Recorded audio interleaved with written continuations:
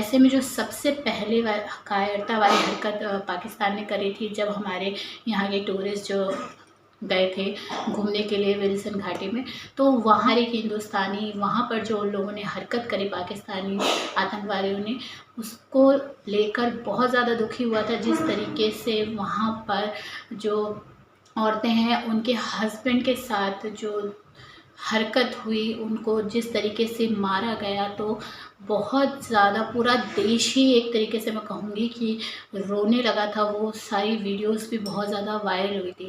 लेकिन ऐसे में सिर्फ 15 दिन के अंदर सारी जो कार्रवाई है हमारी जो सरकार है उनकी तरफ से की गई, और उस ऑपरेशन का नाम जो ऑपरेशन सिंदूर रखा गया। तो उसके बाद जो है अब ये देखने को मिल रहा था कि पाकिस्तान इतना ज़्यादा खौफ में हो गया था, इतना ज़्यादा डर गया था, क्योंकि हमारे इंडिया के जो फोर्सेस है, आर्मी की हो या एयर फोर्सेस हो, सब इतना अच्छा सुरक्षा हमारे हिंदुस्तानी भाइयों बहनों और हमारे इंडिया की कर रहे थे कि वहाँ पाकिस्तान की तरफ से जो भी हमले हो रहे थे वो सारे वो नाकाम कर दे रहे थे। तो ऐसे में पाकिस्तान को और ज़्यादा अंदर से डर भी हो गया था, क्योंकि इंडिया की तरफ से जितने हमले उनके ऊपर किए जा रहे थे वो सारे कामयाब थे, और पाकिस्तान जितने हमले कर रहा था वो सारे नाकाम थे।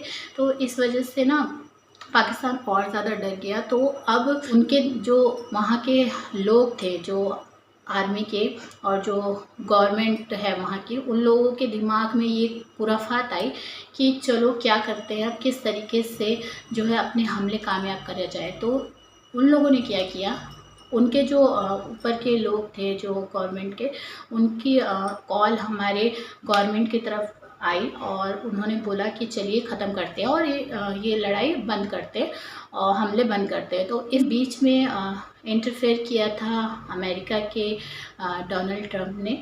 तो उन्होंने भी कहा कि हाँ, ये चीज़ें जो है अब बंद होनी चाहिए, अब जो है शांति बनाइए। दोनों ही देशों को कहा गया। फिर चलिए तय हुआ कल के दिन कि ठीक है, शाम के 5 बजे से अब ये सारी चीज़ें जो है बंद कर दी जाएंगी, मतलब सीज़ फायर हो का ऐलान किया गया था। तो अब 5 बजे से 9 बजे तक सब शांत था। जितने हमले हो रहे थे इंडिया या पाकिस्तान की तरफ से वो सारे बंद कर दिए गए थे। 4 घंटे सारी चीज़ें जो है शांति से हुई। तो ऐसा लग रहा था कि चलो हाँ अब ठीक है, सब हो गया, शांत हो गया। लेकिन फिर उसके बाद क्या हुआ, रात के 9 बजे के करीब फिर से पाकिस्तान की तरफ से हमले शुरू कर दिए गए। हमारे जम्मू कश्मीर में भी बहुत सारे हमले जो है वो देखने को मिले। ड्रोन मिसाइल्स जो है वो उसके द्वारा पाकिस्तान जो है हमले कर रहा था।